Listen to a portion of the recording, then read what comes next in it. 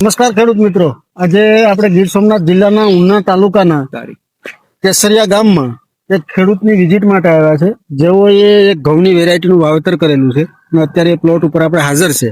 આજની તારીખ છે 20 ફેબ્રુઆરી 2024ના રોજ આપણે એક ખેડૂતની મુલાકાતે આવ્યા છે. તો એ ખેડૂતનું નામ પૂછશું આપણે અને એને આ ઘઉંની કઈ વેરાયટી વાવેલી છે એના વિશેનો એની પાસેથી આપણે અભિપ્રાય લેશું. નમસ્કાર. નમસ્કાર, બોલો સાહેબ.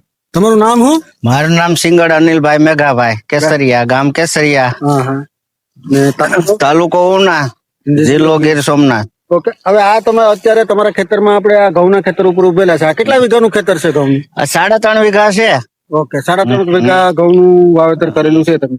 આ કઈ આ ઘઉંમાં એક વેરાયટી કઈક નવી દેખાય છે? આપડા તમારા હાથમાં આપણે એક છોડ ઉપાડેલો છે અને આપણે ઘઉં જોઈ રહ્યા છે. તો આ ઘઉંની કઈ આ ધનલક્ષ્મી સર્વોત્તમના સર્વોત્તમ વેરાયટી વયેલ છે. ઓકે, હવે તમે 3.5 વીઘાનું વાવેતર કર્યું છે, તો વીઘે કેટલા કિલોનું વાવેતર કર્યું? વીઘે 17 કિલો આવ્યા છે. 17 કિલો આવેલા છે. તો તમે ખેડૂત મિત્રો જોઈ શકો છો, 17 કિલો વાવા છતાં હોવા છતાં 16 ગુઠાનો વીઘો છે, 17 કિલો બીજનું વાવેતર કરેલું હતું. છતાંય તમે જો એક ધારું એટલી ફૂટો પડેલી છે કે ડુંડીઓ છે એ એકદમ ભરસક પ્રમાણમાં દેખાય છે. અનિલભાઈ, આમાં કેટલી ફૂટો પડી છે એક છોડ ઉપર? એક છોડવે આશરે 10 થી માંડીને 15 થી 18 એવી ફૂટો, એવી સંખ્યા છે.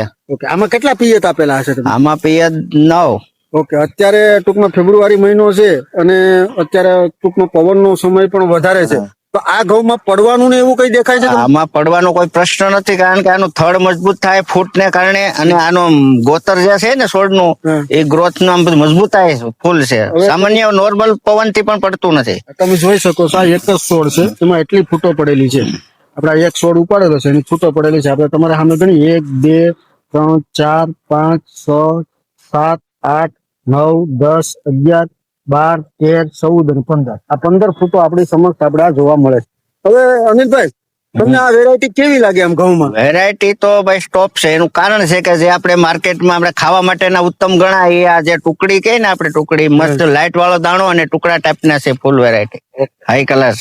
તમે આમાંથી દાણો કાઢીને જોયો હશે ને? હા, દાણો કાઢ્યો એટલે સોના જેવો લાગે. એક સરખો દાણો, ટુકડો એકદમ. આપણે કોઈ પણ જાતનું આપણે ઉપનામ ટુકડા તરીકે ઓળખાય ને માર્કેટમાં, એ ફૂલ સર્વોત્તમ વેરાયટી ટૂંકમાં ખેડૂતોને વાવવા જેવી ખરી? વાવવા જોઈએ એટલે 100% વવાય. માર્કેટમાં ખૂબ હાલે. કોઈ વેપારીને આપવા હોય તો આપણે જોઈને તરત લાઈટ ના 50 રૂપિયા 25 રૂપિયા મણે ડિફરન્સ હોય, વધારે આપે. ઘઉંની ખેતી તમે ઘણા વર્ષોથી કરતા? ઘણા વર્ષોથી. હવે આ વર્ષે તમે આ વેરાયટી નું વાવેતર કર્યું છે, તો તમને આ વેરાયટી શું એક્સ્ટ્રા શું લાગી?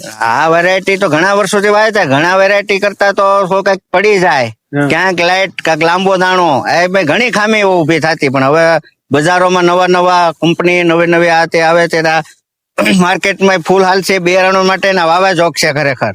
આ વેરાયટી ટૂંકમાં વાવા જોગ કરી. હવે અંદાજિત તમારે અત્યારે આ 3.5 વીઘાનું ખેતર છે, તો તમારે આ અંદાજ પ્રમાણે તમે એટલા વર્ષોથી ઘઉંની ખેતી કરતા હોય એટલે તમને અંદાજ હોય કે કેટલા ઉતારા બેઠતા હોય, તો તમને શું લાગે છે આ ઘઉંમાં તમને અંદાજિત કેટલો ઉતારો બેઠે એવું લાગે? અંદાજિત આપણે નોર્મલ પ્રમાણે છે તો આપણે 40 મણ તો આવશે વીઘે. 40 મણનો વીઘો તો આવે છે. ઓકે, તો તમને આ ઘઉંમાં સારો ઉત્પાદન મળી રહે ને ધનલક્ષ્મીના સર્વોત્તમ વેરાયટી તમારા માટે ઉત્તમ સાબિત થાય અને ખૂબ સારા રિઝલ્ટ મળે એવી આશા સાથે, તો તમે આવતા વર્ષે ખેડૂતોને ધનલક્ષ્મી સર્વોત્તમ વાવવા જેવી ખરી? કે વાવવા જોઈએ, ચોક્કસ વવાય. પડવાનો પ્રશ્ન રહે તો માર્કેટમાં ફૂલ ધોમ હાલે.